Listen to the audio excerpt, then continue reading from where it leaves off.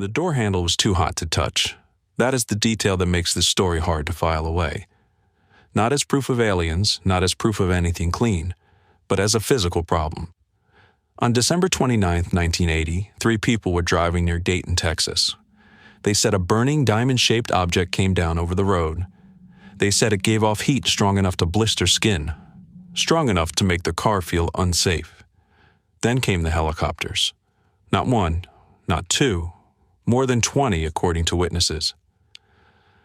Large military-style helicopters moving with the object into the night. And that is where this case splits open. Because if those helicopters were really there, somebody knew. But when Betty Cash, Vickie Landrum, and 7-year-old Colby Landrum asked the government what had happened, the answer was simple. No operation, no craft, no helicopters, nothing. So what burned them on that road? Betty Cash, Vickie Landrum, and Vickie's grandson Colby had been out to dinner. They were heading home toward Dayton, Texas. The road was rural, wooded. Quiet in the way back roads can be quiet at night. At first, the light above the trees did not seem impossible. They thought it might be an aircraft, something headed towards Houston International Airport. That explanation did not last. As the road curved through the woods, the light came closer. Then it stopped being just a light. It became an object. The witnesses described it as a large, metallic diamond shape, hovering low over the road near treetop level. Flames came from the bottom. Then the flames lasted downward. The object rose. Then the fire weakened. It sank again. That detail bothers me because it does not sound smooth. It does not sound like an aircraft cruising through the sky. It sounds like something fighting to stay up.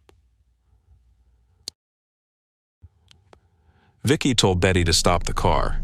The heat was already pressing in. Colby was terrified.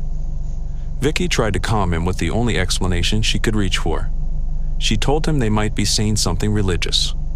Betty got out. That sounds strange now, but panic does strange things to people. So does curiosity. She stood in the road looking at the object. The heat hit her face and hands. When she tried to get back into the car, she said the door handle was too hot to grab. She had to use her coat to protect her hand. Inside the car, Vickie reportedly pressed her hand into the dashboard. Later, investigators said an imprint was still visible in the softened vinyl. A handprint in the dashboard does not prove a UFO, but it is specific. And specific claims are harder to dismiss cleanly. Then the object began to rise, in the sky filled with helicopters. Betty and Vickie later described large double-rotor helicopters, the kind people often compared to Chinooks. Some accounts say 22, some say 23. That mismatch does not ruin the story. People do not count perfectly when they think something impossible has happened in front of them. But the bigger problem remains. A fleet of heavy helicopters is not a small detail. They are loud, they need crews, they need fuel, they come from somewhere, they go somewhere. They should leave records, orders, radar traces, witnesses, paperwork. At least they should.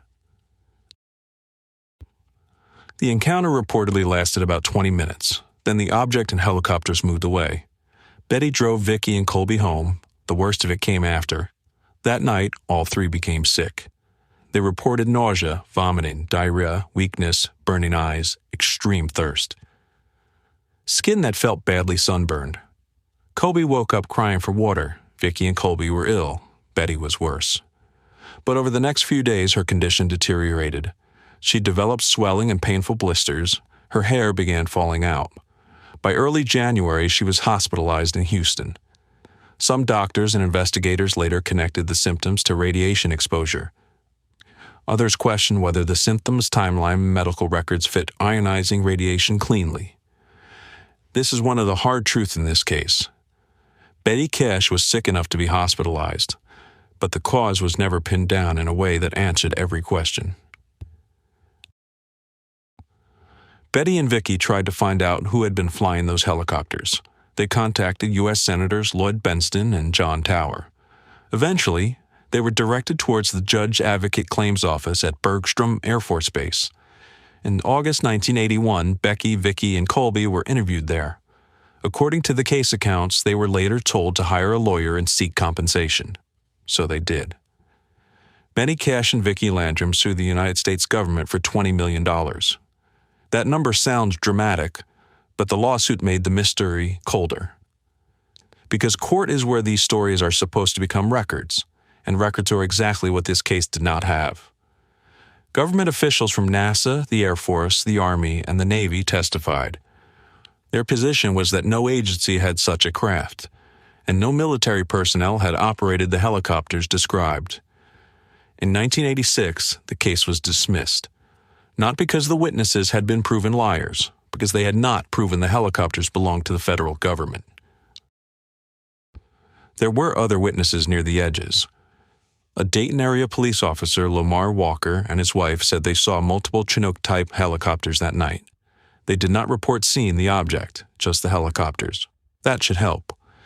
Instead, it makes the case more frustrating, because it supports the strangest ordinary part of the story, but it leaves the impossible part untouched. Investigators later struggled with the exact location of the encounter.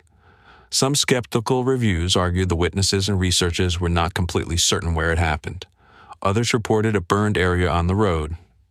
Some accounts claim that damaged asphalt was later removed and replaced by unknown workers in unmarked trucks. That is a strong claim. Almost too strong.